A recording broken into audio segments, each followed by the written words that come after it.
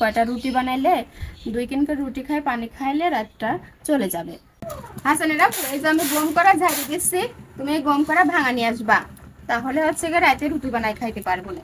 তোমার কি গম শুকাইছিল তুমি? হ্যাঁ, গম শুকনে আরো যে ঢেকি আছে না, ঢেকির গড়ের ভিতর দিয়ে এটা বোমার সাথে করে পাড়াইছি। হ্যাঁ, পাড়াইয়ে যে পরিষ্কার দেখতেছো না, পরিষ্কার হয়েছে। এটা এখন ঝেড়ে দিচ্ছি, তুমি নিয়ে যাই ভাঙা নিয়ে আসবা, রাতে রাতে রুটি বানায় খাওয়া যাবে না।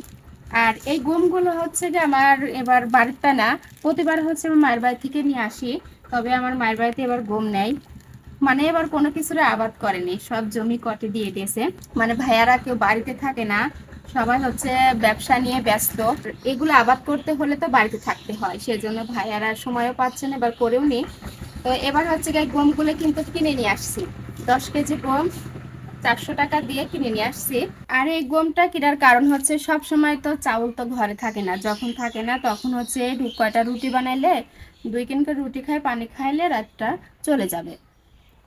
আর গমের রুটিটা আমার এমনি অনেক পছন্দ করি, হাসানের আব্বু অনেক পছন্দ করে।